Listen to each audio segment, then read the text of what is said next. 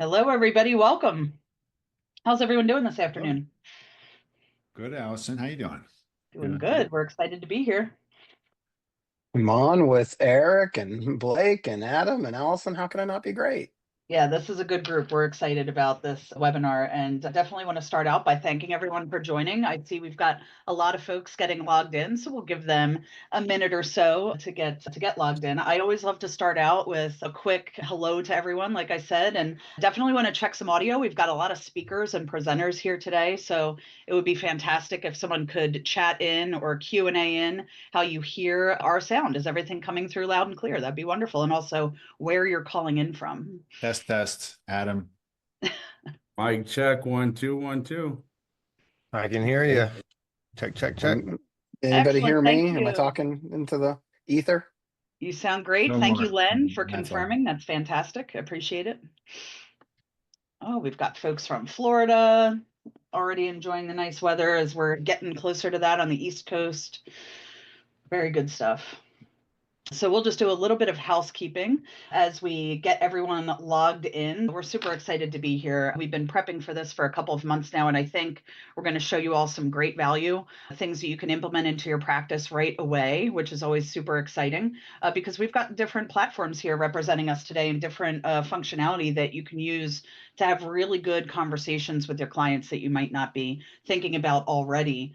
And I'm really excited for Blake to share his story today. But that being said, we will be recording today. We're already recording today's call. So if you have colleagues or friends who couldn't make it today, or if they love to do the kind of rewatch podcast style of their webinars, certainly that is just fine. We will have that recording available to you to watch back. So no worries there. And we also, as a group, love questions. So you're going to hear some amazing content today from these extremely accomplished speakers and founders and CEOs and advisors. I mean, this is a heck of a brain trust here today. So please get your questions into us via the Q&A, and we'll attack some right as they come in, and we're going to save some really good ones for the Q&A portion at the end. So don't be shy, and you're going to learn some great things, and keep us posted on what you need more information on. But that being said, I'll introduce myself quickly as kind of the host of this event. I'm Allison Susko, Vice President of Community over at AssetMap. I'm in my 8th year at the company, and just as I have been excited for all the events we host, this one is nothing different. It's really, like I said, an amazing group of folks talking about the gift that your clients can't refuse. And we're really going to deliver on that title today. So I'm going to pass it over to Adam Holt, CEO of AssetMap, to kick off the introductions. All right, great. I'll go next. So great to see everybody. I'm Adam Holt. Some of you know me as a recovering financial planner. Built a tech platform called AssetMap, which has taken over my life and, of course, my practice. Now kind of looking forward how far we've come, literally thousands of people around the world using AssetMap to visualize what's going on in people's lives to have better financial conversations. So I'm really excited to be here. I think I'm going to Matt next. Yeah, I'll go. Yeah, my name is Matt Morris. I'm the CEO of EncorEstate Plans and have well over a decade in wealth tech with different companies. And 4 years ago now, coming up on, created EncorEstate Plans as a solution to facilitate the broken client experience and fix it, and enabling advisors to take the lead on that. And so we've done tens of thousands of estate plans, working with thousands of advisors, and it's been a great privilege. And so I'm going to throw it over, I think, to Eric, right? And you're going to tee us up with Blake. Awesome. So thank you, everybody, for spending some time to invest with us today. I'm Eric Negron, the Chief Executive Officer and Chief Advisor Advocate at Forefront Advisor Network and Forefront Wealth Partners. And I've been at the game of financial advice for close to 20 years now. I know I don't have very many gray hairs, but I have been in the game a long time, and I'm super excited today to introduce Blake Brewer. I was introduced to Blake by a very good friend because, like all of you on this call, I'm always looking to deepen emotional intimacy and connection with my clients and do things that scale beyond portfolios, because at the end of the day, we've got to move through the three forms of real estate, right? Which are getting into somebody's phone, digital real estate, getting into somebody's mind, being top of mind, but the most expensive real estate in the world is getting into somebody's heart. And Blake, Adam, Matt, Allison, and the Asset Map and Encore team and ourselves, we're all aligned with that. So I want to introduce Blake Brewer. I think he is exceptional. He's been on the Today Show, and I don't want to take any of his thunder. So Blake, super excited to have you today. Well, I'm excited to be here, Eric, and thank you to everybody else for having me. And so I am the founder of Legacy Letter, and we are on a mission to help 1 million people write at least one well-written, meaningful, lasting legacy letter. And so as I share this story, I want to lead with this question.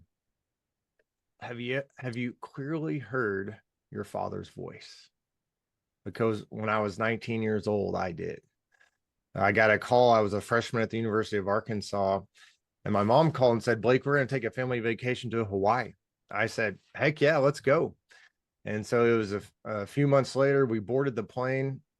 First day there, we decided to go snorkeling at a place called Hanama Bay. And so it was my mom, my sister, my brother, my grandmother, all on the beach. And then it was me and my dad out in the water.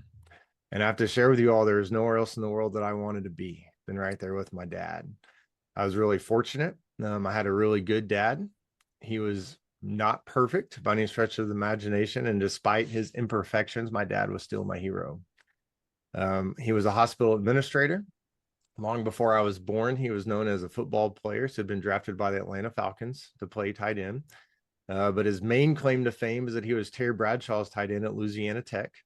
So they were best friends and roommates. My dad caught Bradshaw's first ever collegiate touchdown pass. I've got a great picture of them in the Oval Office with President Nixon right before the 1970 draft, where Bradshaw went #1, which was a big deal at a little Louisiana Tech. My dad was a very humble guy, so he hardly ever told anyone that he was Terry Bradshaw's tight end. I told everybody. It was my claim to fame growing up. And so there we are out there in the water, and we just kept going further and further out. And we ended up in an area that I now know is called Witch's Brew. And Witch's Brew is known for its treacherous waters, and it was that day. And there was this moment where I realized, I don't know where my dad is anymore. And so I'm scanning the water looking for him. I'd have to wait for a big wave to come and kind of pick me up so I could look out. Then I saw him. And I remember thinking, oh, good, there's my dad. Except not good, because my dad was struggling. One of the ways I knew it is that he was attempting to get out of the water. There was nowhere easy way out, and there was this rock coming out, and the waves are just crashing against it. And so about halfway up, this wave crashes against my dad, knocks him back down in the water.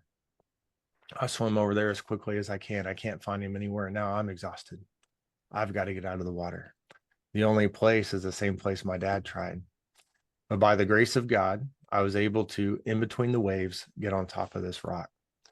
And so now I'm standing there looking for my dad, scanning the water, and I see him. And he's still treading water. And he looks up at me and he says, I need help. I need help. And my dad had this really big, deep, booming voice, but this cry for help was more like a soft whimper. I turned around and I faced the beach, and I began to just wave my arms and just shouting as loudly as I could for help. I had no idea if they could see me. They looked like tiny ants. That's how far away they were. I turned back around towards my dad, and I have a decision to make. Am I going to just stand here, or am I going to jump in after him? And I knew I couldn't just stand there. I jumped in after him, swam about 10 yards, made it to him, but now he's underneath the water. And he's unconscious, just kind of floating there. And so I dive down, I wrap my arms around my dad, I bring him back up to the surface and began to swim with him to the shore. But now I had to go around that rock. And it was just a little bit into it where I realized there's no way I'm going to make it. And it was in that moment that a nearby snorkeler showed up. And they began to help me get my dad to the shore. And then the lifeguard showed up. They put him on a surfboard and brought him the rest of the way in. and they started doing CPR. And as I stood there next to him, I felt incredibly helpless. And I did the only thing I knew to do. I cried out to God, God, would you please save my dad's life? And I really thought that at any moment that he was going to come to, that it was going to be like the movies where his eyes kind of flicker open, the water spews out of his mouth. Never happened. And so my dad drowned that day. And it went from one of the best days of my life to the worst, just like that. And now I'm staying there next to my dad's body. Like, what the heck just happened? We were just in the water a few minutes ago having the time of our life, and now my dad is gone forever. Began to ask myself some questions. How are we going to make it without my dad? How am I going to make it without him? So fast forward a few hours, and now we're back in the condo. And I'm sitting on the edge of the bed in the back bedroom, just still in shock. And my mom appears in the doorway. She's holding something. And she said, Blake, I found something in your dad's briefcase, something that I know he was going to give you on this trip. And she walks across the room and she hands me a letter from my dad. And I began to read this letter. And I heard my dad's voice, clearer than I'd ever heard it before in my life. And his voice brought a sense of peace. It brought hope that I was going to make it. And then I felt incredibly loved. Do not tell me that my dad did not love me. I get to the last line of this letter, and my dad wrote, and I believe God allowed him to write it. As you're being faithful to God, you're often going to find yourself in the minority here on earth. But I can assure you that in heaven, you'll be in the majority of your dear old dad. And I remember thinking, I'm going to see my dad again. I can't imagine my life without this letter. In the coming days and weeks and months, as I experience more pain than I ever felt and more grief, I continue to go back to that letter and let my dad speak to me. And I would say over the next 12 months, I grew more as a person, as a leader, grew closer to my family, found purpose. And for the last 20 years, that letter has continued to be my story and a part of my life. And then a few years ago, I became a dad, and I'm sitting there looking at my children like any parent on this call and saying, man, I want to be a good dad. Like, I want to help my children succeed. I want to help them reach their potential. I hear and see all the noise in the world, and I know, man, they've got to hear my voice. How do I make sure they hear my voice? I got to write a letter. If anyone knows the value of a letter from their dad, it's me. And so as I went through this process of writing this letter, looking at a blank sheet of paper, it was incredibly overwhelming. I was like, what the heck am I going to write? But I knew I had to finish. And I did a lot of research to understand, okay, what are the words that my children absolutely need to hear from me as their dad? And so I finished it, and there was just a sense of peace that came with having this letter done. And I realized that as I did this for my kids, I was the one that was immediately impacted. And it sharpened my vision for what I wanted to be true of my family. Helped me know my children on a deeper level. And so it was around that time, a couple different people come into my life, and they shared with me how they'd received a life-changing letter from their dad. They didn't know my story at all. And so I'm sitting there like listening to their story and thinking about my letter. And I'm like, okay, you got a letter, I got a letter, and we got to help more people get a letter from their dad, their mom, their grandparents. And so that's where our mission started, to help 1 million people write at least one well-written, meaningful, lasting legacy letter. And we developed a process to help people write the letter that's already in their heart, and then also has all the things in it that their loved ones and their children need to hear from them. And then pretty soon, that's where we started about 5 years ago. Some financial advisors were like, oh man, like we need this for our clients. We want to bring this into our practice. And so we've been partnering with advisors since then.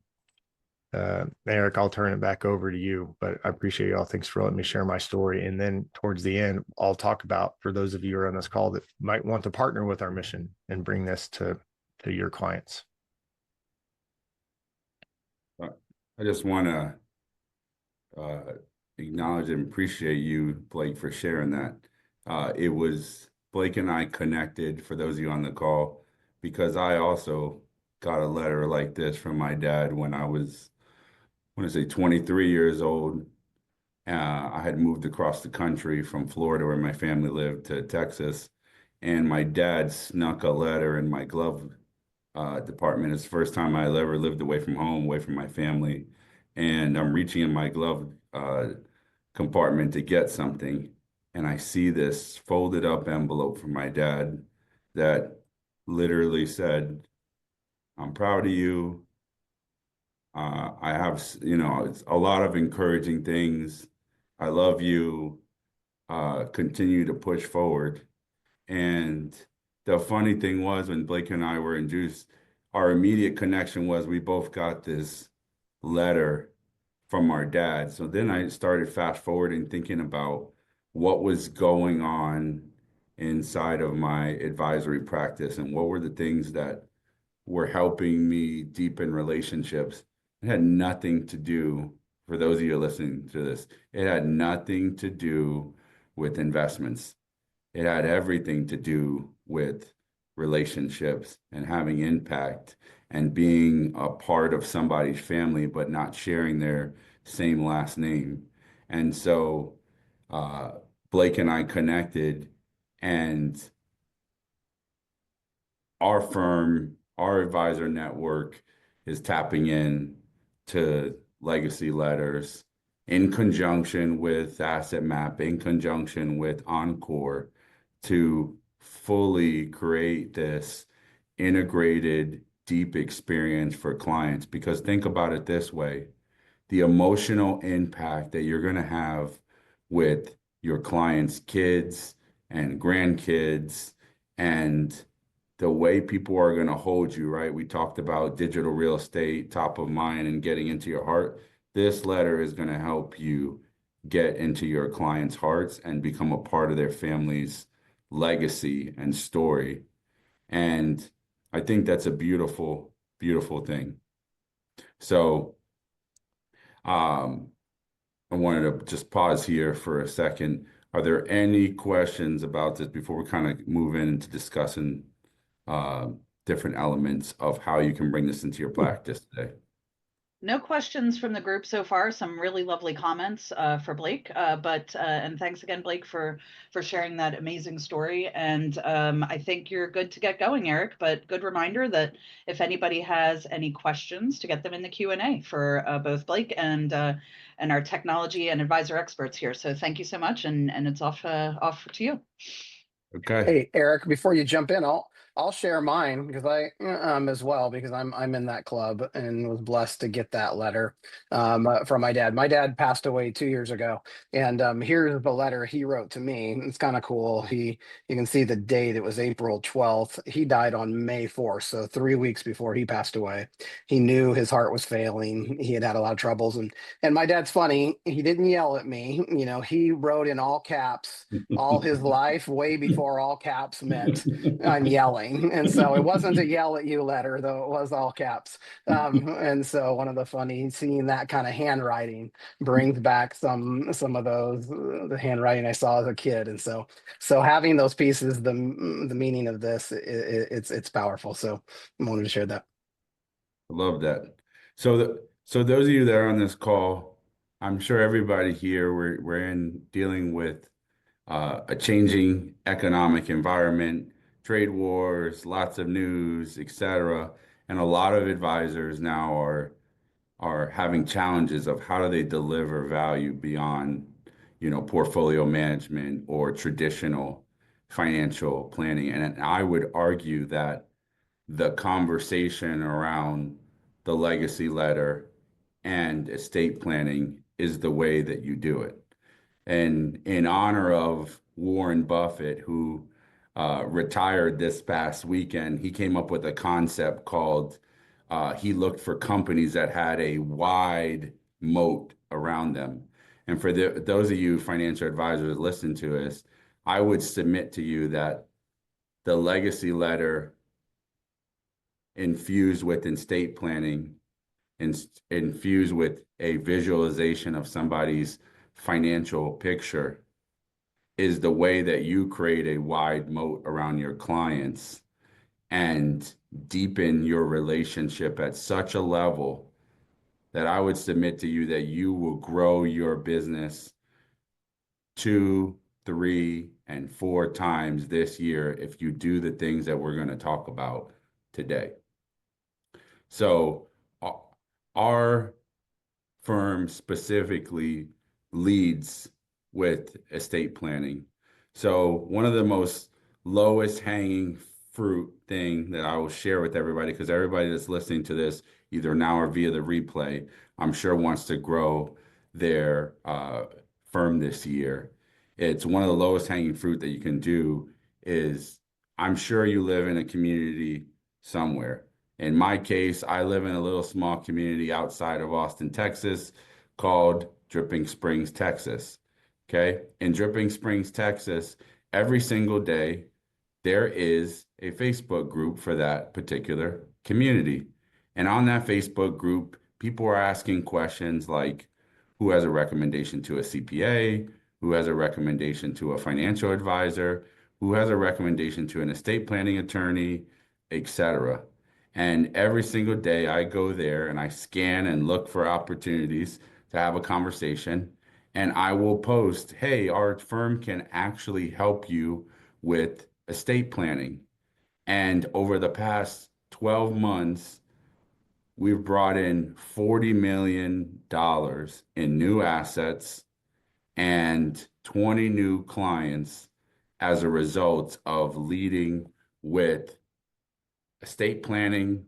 And I would submit to you it's also going to amplify when adding in the component of legacy letters and doing legacy letter events. So every single day you live in a community somewhere and there's a Facebook group where your people are asking about estate planning. The other thing that I would submit to you with your existing clients that you have, you should be hosting events that help your clients write legacy letters. Great. So Blake in his, and he'll share more about this, Blake in his process has built a whole framework for how you can host a client event or prospect event where you can help people go through this process of writing a legacy letter. I submit to you that if you do an event like this, people will invite their friends, their closest people, their buddy, people that they care about to want to do this. I had the pleasure, Blake came to Austin. He lives in Oklahoma. He happened to be coming down to Austin. He sent me a message. He says, hey, you can come see me live in person do this. And I was in a group of about 70 guys that all came there. And before I went there, I messaged 10 people that I know that would be anybody on this call's ideal clients and the type of people that they would want to work with, saying like, hey, I'm going to this. I know you care about your family. I'm going to do this. Here's what I think it can do. And here is the impact. So the reason why I submit this to you is that I start our process of working with folks for estate planning with Asset Map. It then graduates into leveraging Encore, and then it is going to expand with legacy letters. Any questions for people on the call? I see a lot of things coming through the chat. Well, just a lot of connecting with Blake and still some recommendations for Blake on different different channels that this could be valuable. So really good stuff so far, Eric. If you're looking to share screen or whatever's up next, I think we're good. Yeah, Adam, why don't you talk through as like you and I had talked about talking through sharing about Asset Map and how this would be useful from an estate planning conversation standpoint. Yeah, certainly. By the way, I have to, I need to get a chance to kind of just let it all sink in. Blake, I've heard your story 3 times. And it just brings it back all up for me every single time. So my mother actually, she hasn't passed, she's 80, God willing, she's still with us.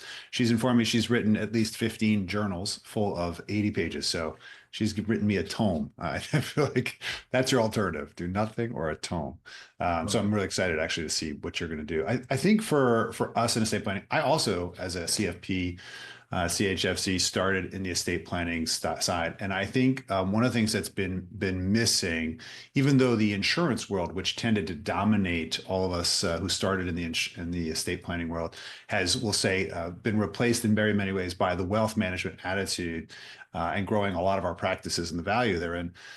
We've seen a really, really lack of awareness and attention of fiduciary advisors around the estate planning topics. And I think it's a real blue ocean for most of us that haven't really brought this up. And I think this is a great way. I think all three of these are really great ways to start the conversation that can sometimes feel intimidating, or I'm not ready for it. I want to talk about retirement. I don't want to talk about estate. So the way that we've tended to really approach this, I'm going to share my screen for just a minute because it'll be a great segue for Matt to show how he's doing this. Can you guys see my screen for a second? You can see it? Okay. So this is how we tended to approach pretty much all households of Leavenworth, is that it's a lot easier for our clients to talk about finances sometimes than it is about talking about meaning and purpose and priorities. Of course, always there's a retirement one out there. There's always I don't want to outlive my assets. Okay, I don't want to pay many taxes. I want to make sure that I pay for my kids' education, right? There are those basic ones that we tend to think of as the kind of rudimentary financial planning, but we found much more scale and much better conversations if we can just call out what our current inventory is. And all of us needed to do this in order to figure out how we could bring our ideas to the table, right? In a sense, we all talk about AI, right? Everybody, I mean, AI is taking over. Well, what about the original AI, which is advisor intelligence? How do we apply this collectively to our clients' current situation in real time? And the way we started by doing that is, well, we would create a visualization of all of their financial inventory. And for those of you that don't know what I'm talking about, we think the things that tend to matter are clearly the people that are involved in a household, a customer-centric experience that is surrounded by your income sources or your cash flows, your assets owned individually by tax status, joint assets, and lastly, the insurances that protect us. And when we get permission to talk about the location, what is it, where is it, what's it worth, who controls it, what's the tax wrapper, that high level enough information, as Eric well knows, helps us start a conversation of intentionality of how does this serve us? Why do we have this? Have we thought about doing things else? Can we consolidate? Can we show you what your peers are doing and lay that on top of you?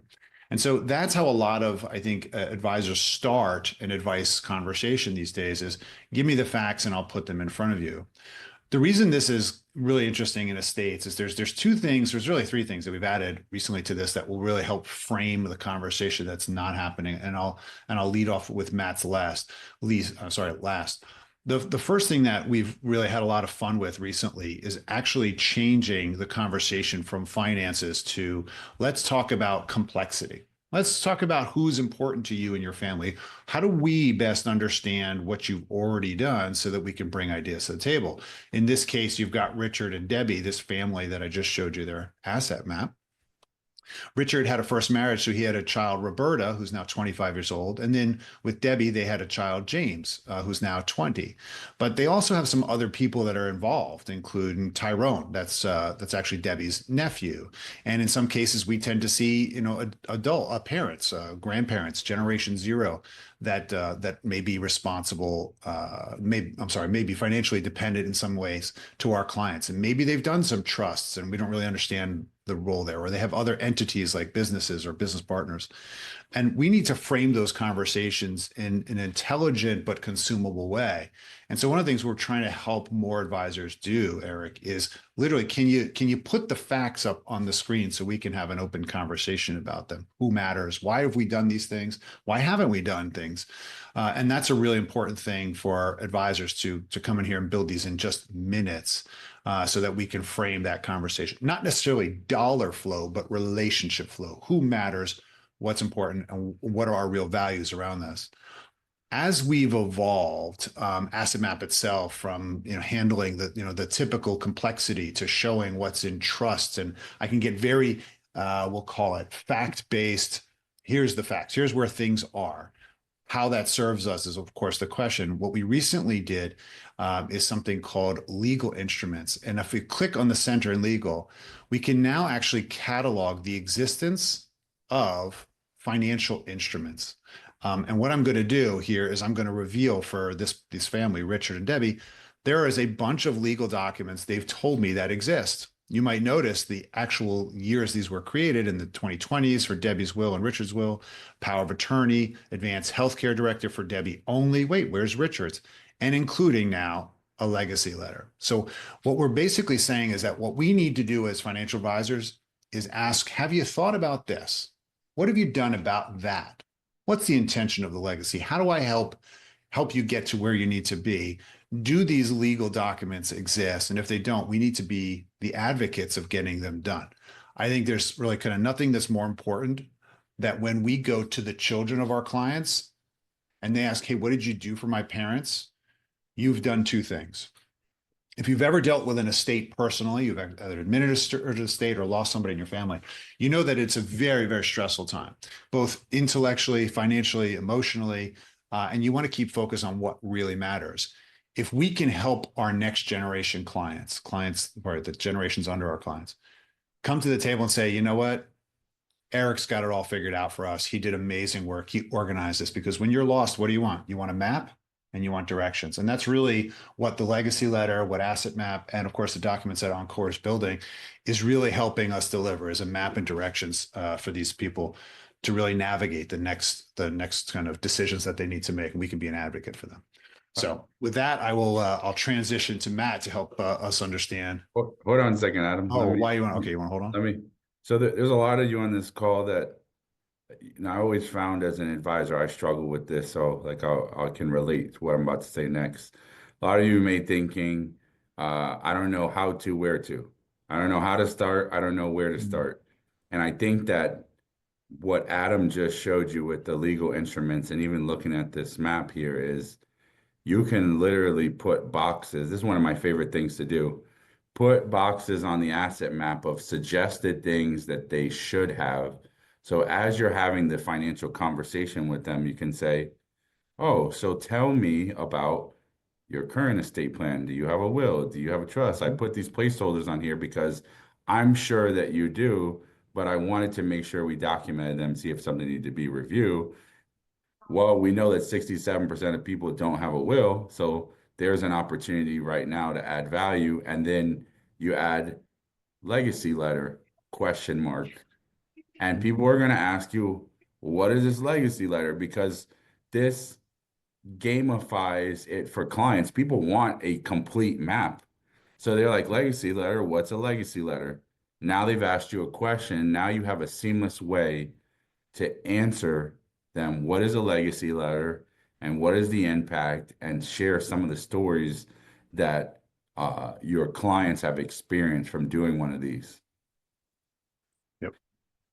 Yeah, that's great points. Thanks for saying that, Eric. And I think for those of us that have been in the fact-finding game for years, which is the kind of the core of all advice, we need to prove we know the facts, right?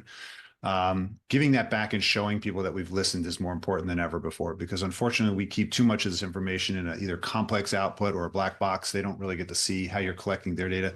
Let's give it back to them in a utility they can print out with your logo. Makes a huge difference. Put it on their fridge, put it in their top drawer with all their other important documents. Or, makes sense. Let's put it with the legacy letter. Let's put it with the legal documents and make sure that there's a package there so that everybody knows where the treasure is buried and how to actually distribute it per your wishes. I think really important. All right, Matt. Yeah, That's your mantra. I'll jump in here because what you're teeing up there, and that's the first time I've seen your legal document section, Adam. That's awesome, and so huge in that. Somebody already asked the question: how do you get people to engage with this topic if the client also is holding back? And that's been our core belief at Encore. It was solving for the procrastination. And as we talk family stories, it was actually my dad's sister older sister who, in my life, passed away in 2015 at 73 years old. She was single and had no estate plan. And I watched my two cousins go through 2 years of probate hell in California. Completely unnecessary. She had the simplest estate plan, just equal distributions to two adult kids and a trust-based plan in California, put the property into the trust, and it could have been simple. And what just the unnecessary havoc. She had a lovely advisor for her years, had sent her to an attorney and said, here's the name, go to the attorney. And year after year, she came back procrastinating. And what you're teeing up there, Adam, is really something it is gamifying this, that we have to get this done. And this was the thought of Encore and its genesis is the advisor is uniquely positioned into this place that you already have kind of the role of financial counselor and behavioral coach, the best advisors. And when you say, hey, client, here's the name of attorney, go get this done, you're saying, hey, go to a stranger, talk about your end of life decisions with somebody who you don't know, talk about your family dynamics with somebody you don't know, and spend thousands of dollars in the process of doing that. And most of us can think of a lot of things we'd rather do than that. And so how do we take for those who have pretty straightforward, simple estate plans and say, hey, you're the one they trust. How can you facilitate this experience? And so this is, and for the document creations that are going to be held in. And I love what you're doing, Adam, there, because it's a vault, but with a purpose, versus just a vault for the sake of a vault is kind of what I see there. And so Encore, for those who aren't familiar with it, is really a unique platform. Just take a minute here and kind of walk through this, that because we've approached this not as a tech only solution, it's a service. There's the human components here that are necessary to get estate planning right. And so we are taking the best of what software and technology can do along with humans. Obviously, we believe highly in the advisor as that human, primarily, that owns the relationship. And these are the things where you're uniquely positioned to take a lot of the reasons people procrastinate off the table. It's uncomfortable conversation. They don't want to do it with a stranger. They don't want to do it online on their own plan and figure it out themselves either. And so we've won a lot of awards within this, because we're uniquely approached, that we believe the advisor should be collaborative. We've scored very high in all the T3 Kits' surveys on our approach to this. And it's also involving a human review. There's a lot of software that just spits documents out. And if there's bad inputs, there's bad outputs. And so we've taken the approach that every document should have an estate planner review on it. We should make the visual summaries. This is exactly where we are, have the same vision as Asset Map, with that easy to understand summary of the flow of assets, who we've named in documents.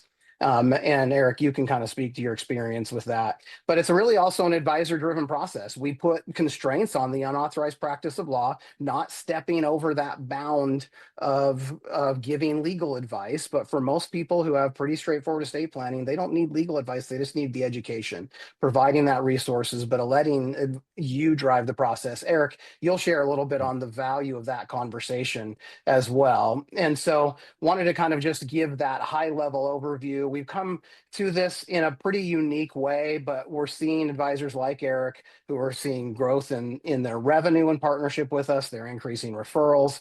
They're finding new assets because of the estate planning component in helping people get through this process. And we've set this up as pay-as-you-go pricing. So it's not another subscription. It's easy and it's accessible. You can create a free account and be able to be there to help the client through it. And so this is where this all kind of loops back in, and the advisor, we believe, is the one who can solve the most of the procrastination issues for that 80% of your book of business. It's pretty straightforward. And so we've built that solution all around that. Eric, I'm going to throw it back over to you. You can kind of talk about the steps in these platforms and how you integrate this, and how do you solve for procrastination? We've had that question come up. Yeah, so I want to add on to both everything that both Adam and Matt have shared. I think one of the most interesting thing of being the trusted advisor for your clients is Your clients do not want to go and get financially naked with somebody else. It's fascinating to me how many people that we would call wealthy that are embarrassed about decisions or indecisions that they made with their finances. They're not sure, they're worried, or they feel judged if they haven't done enough, if they don't have enough, if they don't have more to show for their hard work, or they made poor choices. So once we've crossed over the trust bridge as an advisor, why would we send them across the street when we can easily facilitate that dialogue and remove some of that emotional barrier that is causing a lot of the procrastination, right? So they don't know how to start, they don't know where to start, and we don't make it easy enough for them. So this morning I was in a session at a conference here in Houston, Texas, with a multitude of advisors that are uber successful. And I was facilitating a panel discussion. There's like 200 people there.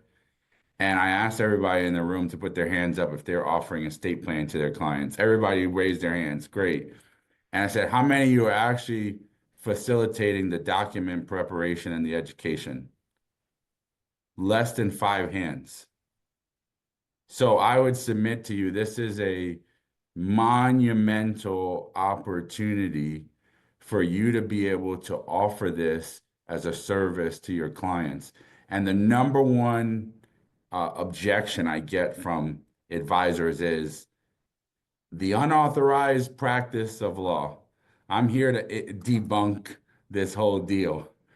Anybody can provide education around estate planning, right? What's the difference between a beneficiary's portion lapsing versus going per stirpes?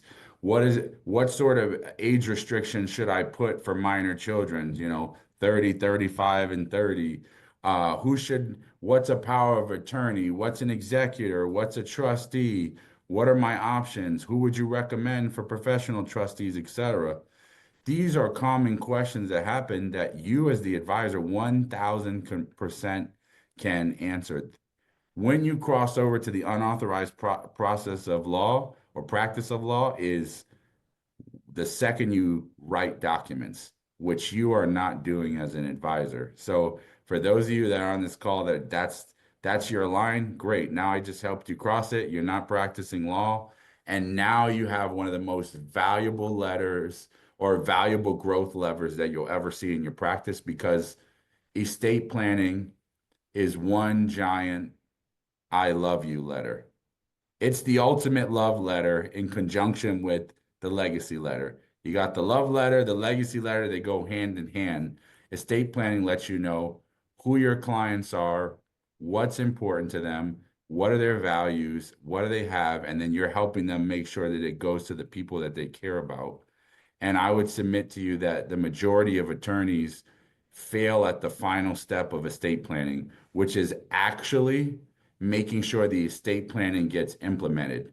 That is the retitling of beneficiaries, the retitling of accounts, making sure that everything flows to match the estate plan. Do you know how many clients that I've seen have come through the doors where they're like, I had my estate plan. Great. I look at it, then I look at all their assets. Once we go through everything in asset map, I look at their beneficiaries. And I'm like, do you know that you're still leaving this $2 million term life insurance policy to your ex-wife that you divorced 5 years ago?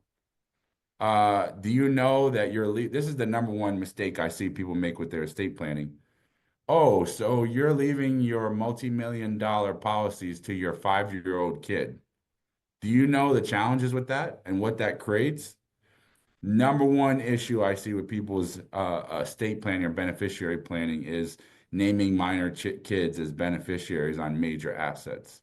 So I would say the asset map, Encore, legacy letter, being able to have this conversation with your clients will help you double your business in the next 12 months. I think there's some great stuff in there too. And one of the things we've been really cognizant of recently is that beneficiary audit, as we call it now, right? Can you run a beneficiary audit and confirm, in fact, what you believe is the case? I did this for myself a couple of weeks ago. I did my own beneficiary audit. It's kind of complicated. And I found two things that were wrong just because I was intentional about checking that out. Saved a couple $100,000 from going into the wrong place, especially probate. And for what it's worth, shout out to Matt, my mother, my own mother. Isn't this classic shoe cobblers, kids? I've been an advisor 26 years. My mother, who I uncliented 10 years ago for my own personal sanity as a financial planner, came to me and said, my advisor, who I really trust, is not getting it done. And I've met with attorney, but we didn't close the documents. So I'm like, Mom, you don't have anything? We went into estate to EncorEstate, and we did her entire estate plan in 2 hours. So I wanted to test it out coming into this. We did it. We did a trust estate with the powers and advanced healthcare directors and everything.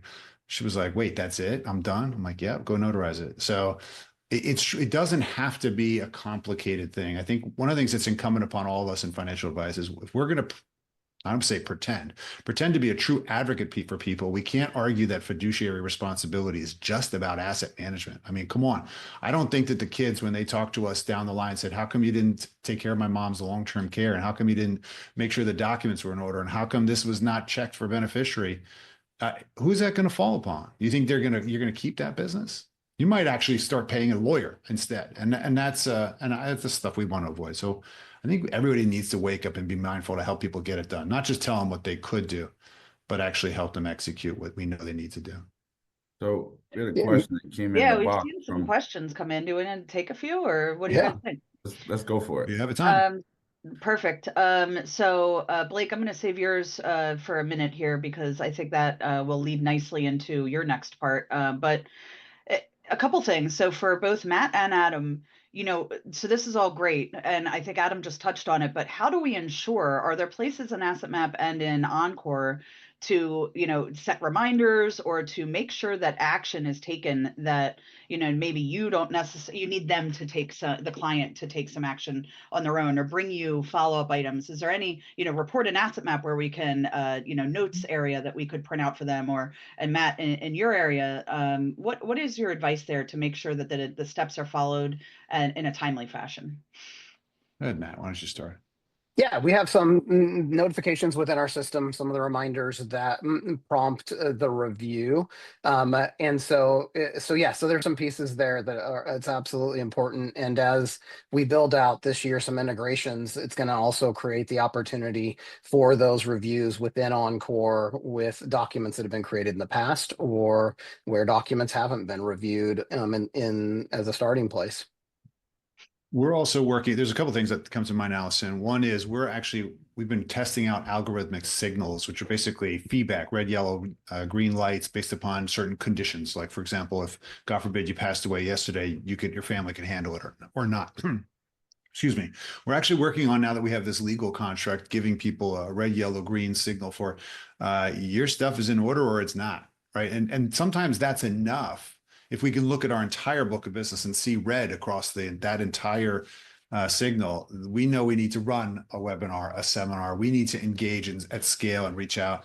In addition, yes, you can do notes and customize those notes and print them out for people and leave it as an outstanding item. It's very popular to put a stencil item or a placeholder, as Eric said, on the asset map as a stumbling block. You can't ignore it, where it says, did we ever do this? Did I forget to bring this up? We have to be humble about it and let people have the grace of saying, you know what, honestly, I didn't get to it. Okay, I will help you get this done. That's part of the service. It builds enormous loyalty, as you can all imagine. Allison? Here's a good question. So this one's real quick. Adam, touching on the beneficiary audit, you love that functionality. Thank you, Nick.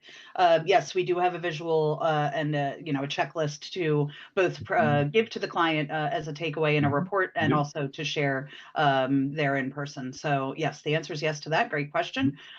Second question, and I think this is probably for Matt and actually Eric, Matt and Adam.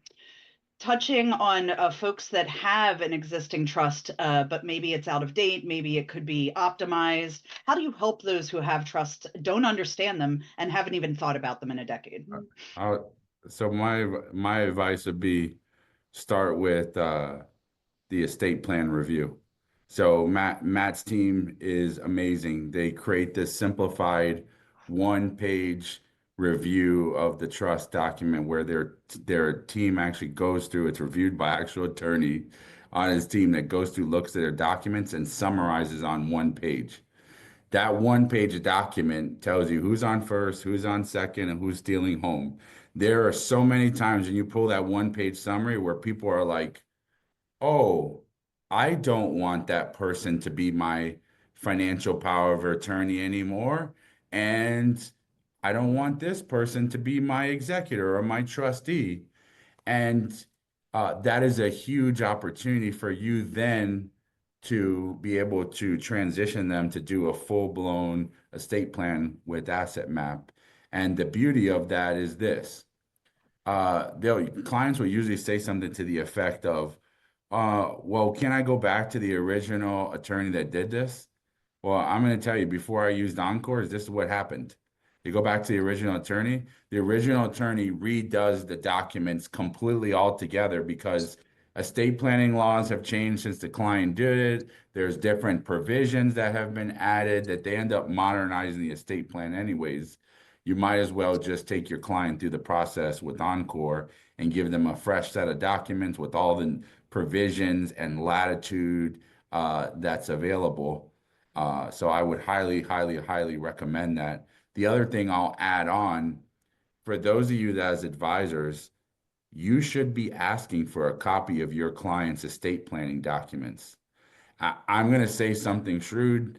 Adam's never heard me say this before. We talk a lot of advisor talk, he and I. If you're a prospect and you come in and you want to work with us, and I review your estate plan, and you don't have the right trustee, you're going to have a trustee with somebody that's going to end up taking the assets away from our firm.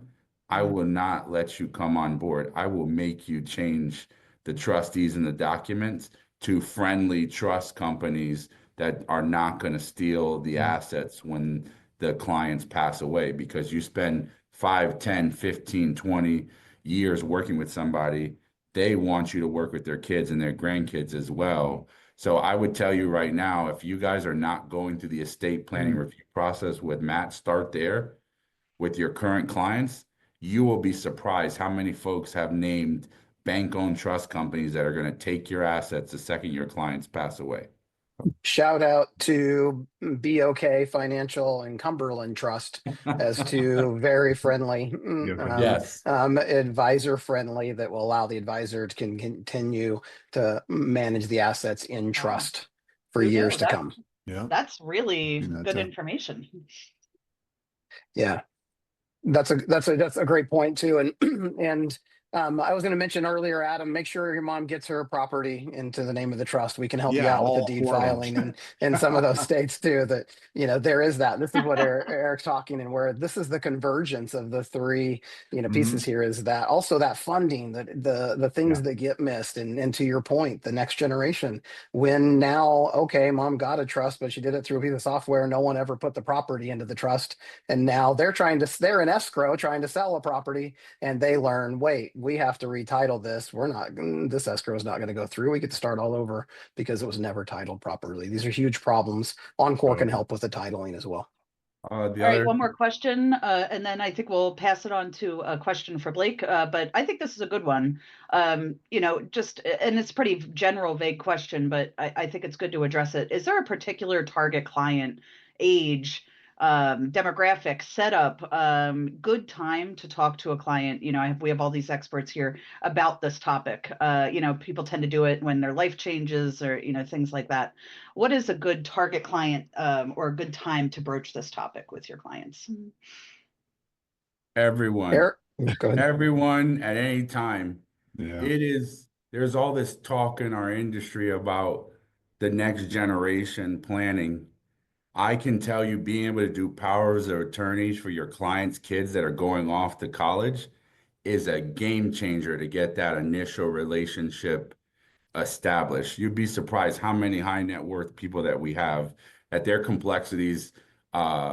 Like they ask, like, hey, did you know that we can do power of attorneys for your kids? And here's what it means. They're like, oh my, that is such a peace of mind. So I don't think there's any particular age. I think if you have folks that are getting married or having children or have aging parents or at any stage of life, everybody needs an estate plan. I'll caveat you a little bit because we do have some knockout questions in Encore where we believe there is a time and a place that you should go to the attorney. So we're not a fit for all your clients. We find Yep. about 80%, but we do have some disqualifiers for Encore. Well, you can't agree on everything. Adam, how about you? What's your opinion? What's my opinion on the power of attorney thing? No, when is a great time to broach this topic? Yesterday. Okay. And the next best time is today. So that's right. No, look at that. I look, we've all been in situations where we shoulda, coulda, woulda, have to look a survivor in the face and say, I asked to do it, wish already did it, expected him, I mean, come on. You don't want to be on the other end of that one. Everybody who's been in the business long enough has done that. Right. So I'll just answer one more question. Jeff Schottlebeck asked, are we covering the costs associated with the estate planning document creation? Yes, we're charging I put it in the chat for everybody. I put our estate planning success kit. We charge for it as a standalone service, and we include paying the Encore document preparation fees in. And my favorite thing that Matt hid from me from a long time, and I was today years old, 4 months ago, is that we've also added in, they have a notary service where they will print the documents in this beautiful binder. And for those of you that are branding freaks like I am, you can put your firm's branded cover on the top of the binder and get it graphically designed with the family's name on it and the date. And they will print the documents and go to your client's house whenever it's convenient with them and bring their own 2 witnesses. And your clients can sign their estate plans in the convenience of their home, literally go straight to your client all around the country and bring the witnesses. It's a game changer. Well, thank you for mentioning that. That's amazing for those who didn't know, and really, really good stuff. And now we know Eric's 4 months old.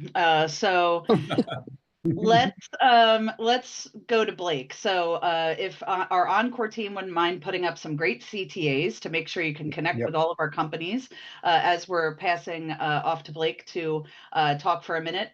Blake, thank you for sharing your story. I know it's uncomfortable for a lot of people to talk to or put words regarding their mortality. How do you start this conversation around legacy letter and getting people inspired to do it without being scared? Yeah, great question. So first, let me say my dad had his estate in order, and my dad had life insurance, and I know the value of his life insurance. I can't put a price tag on the letter that he wrote me. Invaluable. And so I know when we started this mission that people get stuck looking at the blank sheet of paper, and so we've got to help people write it. And so we have the master class where we're helping people write their legacy letter, the intro section, the apology section, so they can be able to receive the things that they wrote. I love you, helping people understand how much they really love their children. I'm proud of you, not for what you are, but what you've done, but who you are. I believe in you.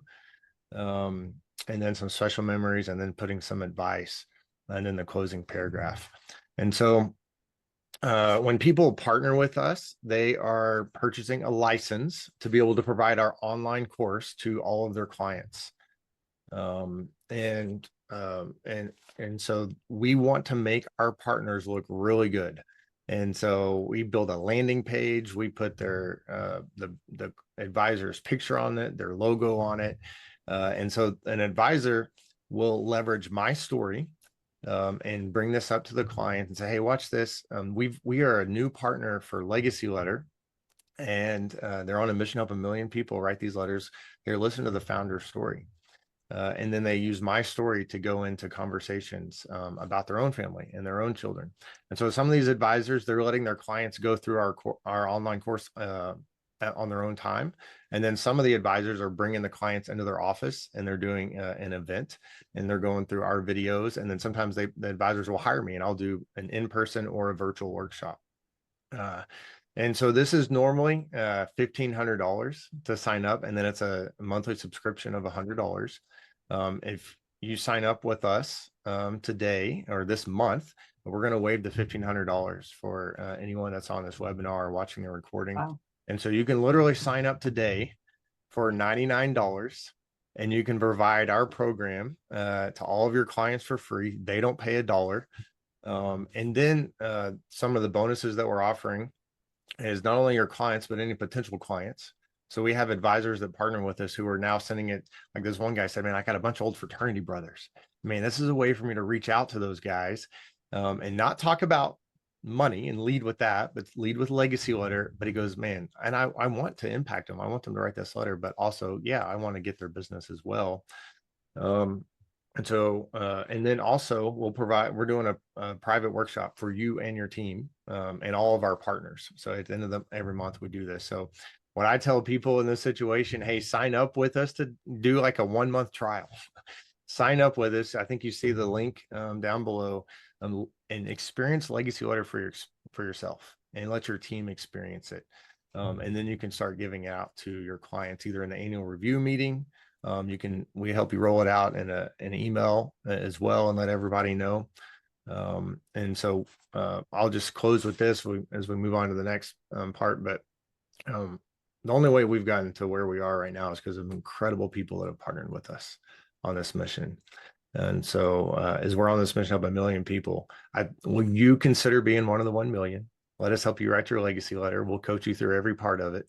And then would you consider partnering with us so we can help your clients write their legacy letter? And then you get to be the hero in their family. Because when someone has this legacy letter, the question was, man, how did you know to do this? Like, who helped you? Well, I had a financial advisor. And so they're the ones who helped me do it. Amazing. Any final thoughts from our experts here? Thank you, Blake. That was incredible. Yeah, I'll just say thank you to Blake and for what you've done there, and just prompting me as I've experienced that recently on the receiving end and the work I need to do for my kids. And so thank you for that, and Eric, for what you're doing and bringing us all together and having this whole page. We filled this up from an Encore perspective. Anybody who's interested in learning more about Encore, it's easy. You can create a free account and learn from us within the software. First 10 that do it today, we're going to throw out the ability for you to get 50% off your first estate plan, you or somebody in your team or your mom like Adam. That's a great place to start. First estate plan to do. Start at home. I would just say for those of you that have joined us today or listening to the replay, I know that as advisors, we're all looking to grow and we're looking to scale our practice, scale the impact of our advice, and deepen our relationship. I would just share, we are doing our first in-person advisor conference in Austin, Texas, 2 weeks before Thanksgiving. We're creating a category of conference for advisors called Advisor Scale Con. We would love to have you there. We are limiting the space to only 100 people. So if you want to be considered one of the 100 people to join us, I would highly recommend that you sign up to join the wait list. You will get to see Adam Holt in person, Blake and Matt Morris, as well as many other star-studded people that will be there at ScaleCon. Going to be super impactful. The goal will be for everybody who attends to double their business in the following 12 months, and that's what we're going to stand on. Great. Good stuff. Well, thank We'll you, close everyone. it out with this poll, the poll questions there. Before you go, click on one of those poll answers and for feedback or if you'd like to learn more about any of us. Thank you, Allison, for being our great moderator today. You got it. Great talking to you guys always, and have a wonderful afternoon, everyone. Reach out to us with any questions. Take care, everybody. Thank you. Take care, guys.